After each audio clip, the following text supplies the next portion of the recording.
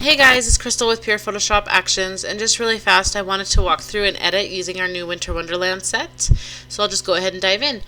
I have this image here of my daughter Tenley, and she was outside playing, and I wanted, the vision for that I had for the image was more winterisk, wintry.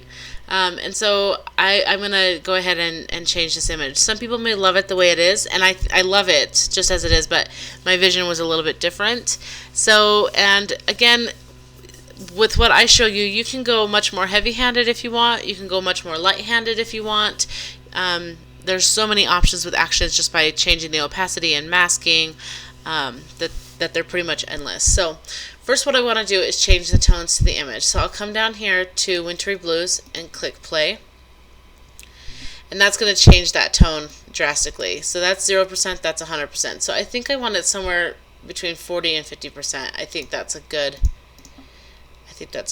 maybe I'll go up a little bit higher to like 50%.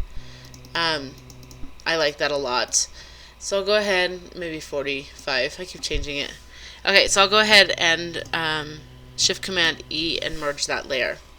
So then I'll come over to Icy Pop and click play, and it's going to add a little bit of a pop to this, and then I'll lower the opacity of this one, and I'll choose a black brush, 0% hardness, and I'll just make sure that that white mask is selected and just kind of brush that off her face a little bit so she's not so blue. And I did it at like 56%. So that's that. So it affects the background and pops that. So I'll go ahead and merge that. Again, you don't have to merge. I just prefer a clean palette, a clean layer palette. So it's totally up to you, whatever you want to do. So now I want to add some snow. So I'll come over here to Pure Snowfall 1. And depending on your computer, my computer for some reason lately has been really slow and I need to get it checked out. But sometimes it takes just a couple of minutes to run, sometimes it takes 5 minutes to run, sometimes it takes 20 seconds to run. So we'll just kind of sit here and let it do its thing really fast. And you can see it starting to put the snow and change everything. So yay, there we go. Okay. So that is right. So that's that. So you automatically have a white mask. So you want to take a brush and obviously erase this from her face because I don't want to be able to. I don't want it in her face. So I'll change the opacity to 100% and I'll just come in here and brush this off her face like this. And you can leave more here if you want it to be, more realistic. I may actually change my brush to white and come over here by her hair. Right here and kind of add some back in there, but I kind of like the way that that looks.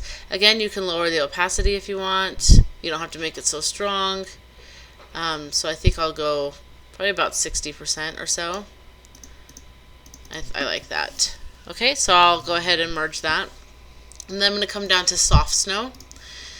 And the reason why I like Soft Snow is it puts a lot of bigger chunks.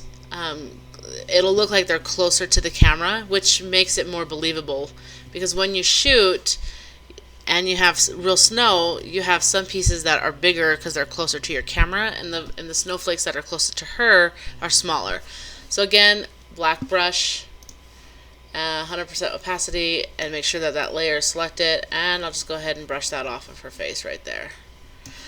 Okay. But if you look, you can see these bigger chunks, like right here, this one right here, where it looks like it's even more out of focus.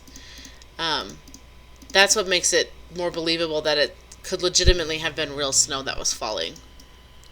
So I'll go ahead and lower that opacity if you want. Again, you can make it more heavy-handed, you can make it more light-handed, whatever it is that you want.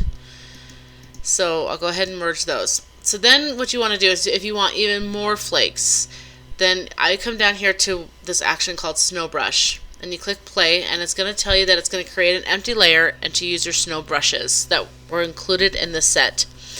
You can lower the opacity, and the way that the snow brushes will work is they will put the snow in random places on the picture. So make sure you pay attention, because you may have to brush it off again off of her face. So hit continue, and come up here to your brushes, and if you haven't loaded your brushes yet, your snow brushes, just click your brush palette right there and click this and click load brushes, and then you have your set right here, and I'll click brushes and click this and open and come down to the bottom, and you'll see there's actually two. I've loaded them a few times, but there's two brushes. So I will use this one, and you'll notice that it looks kind of funny, but that's how it's supposed to be. Make sure that this blank layer is what's selected. It should by default select that layer, but make sure that that's selected, and you just like click and let it do its thing. See, and it puts it in random places, and it makes it random sizes and random opacities and stuff like that. So you can go like that, and again, like right here, I click the white mask, and you need to change your brush to a normal brush. Make sure it's black, 0% hardness, and come right here and brush that off her face if that's what you want to do. And then you can lower the opacity of this also. Okay, so we have that, and then you can erase more if you want. So I'll go ahead and merge that. So now I just want to do a little bit of dodging and burning. So I'll click the dodge and burn, and I will select a normal. Make sure you have a normal brush, 0% hardness, and it needs to be white. And make sure that you're on the burn, and then I'll come over here, and actually I will probably do this at like between 50 and 60% or so, and come over here and whoops excuse me, and kind of brush on where I want to burn some of the, like I'll follow where the shadows are, and then I'll lower this even more a little bit, probably about 10 to 15%, and brush on her lips a little bit and come over to her eyes.